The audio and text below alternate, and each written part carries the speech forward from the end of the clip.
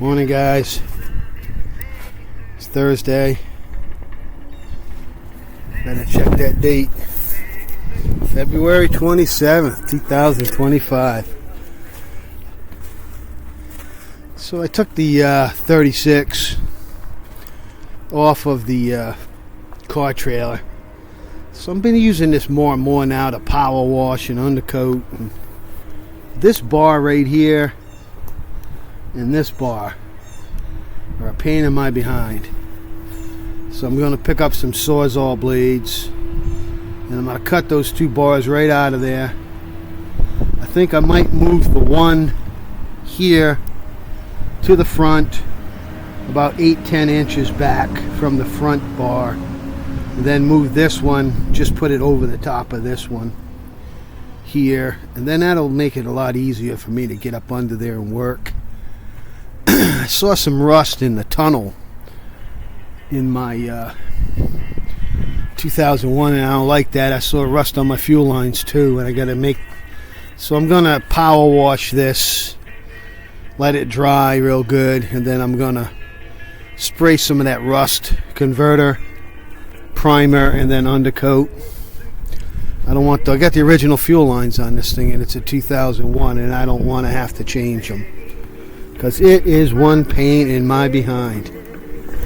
So drove the 36 around back,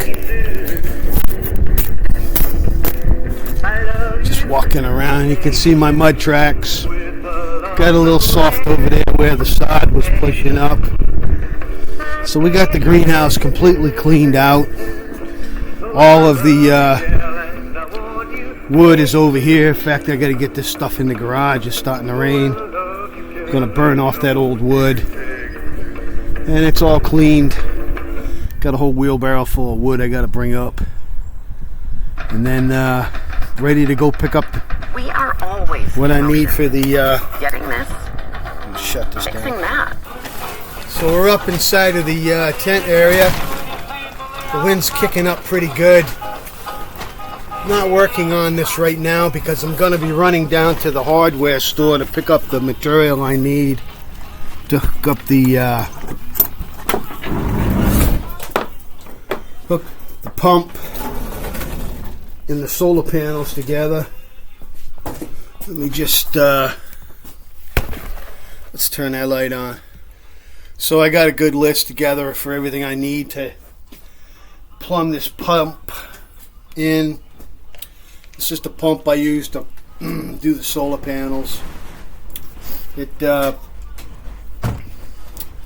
12 volt. I just use usually I use one of my deep cycle batteries, and then I used to have 3 solar panels that kept it charged, but now I'm just using a little small 12 volt charger that I plug in once a while just to get the keep the battery charged up. Speaking of batteries, pull this tag off of the battery that goes for the 36. Whenever I charge a battery, I always like to check the water.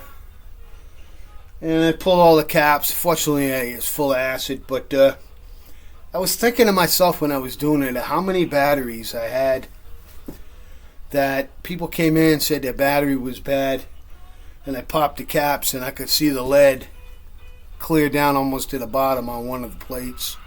It's like, and I would put a 50-50 of battery acid and water in there and put it on a slow charge for about, I usually tried to go at least 5 hours on the slow charge so it would really get it cooking. And usually there was no problem with the battery, but any other garage would have sold them a new battery. I was nice to my customers, and let me tell you, it made a difference because they kept coming back and coming back and coming back, and that's what you need, repeat customers.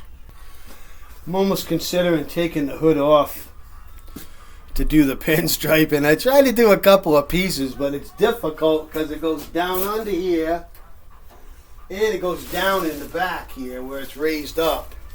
So I don't know.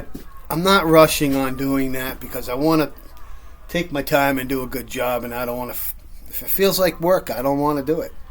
And I want to concentrate on getting my greenhouse get started because The clock is coming. Spring is going to spring. It'll be sprung on me, and I'll be behind. Out from Rusty Rhode Island, guys. I hope you're enjoying your week. Mine's been great.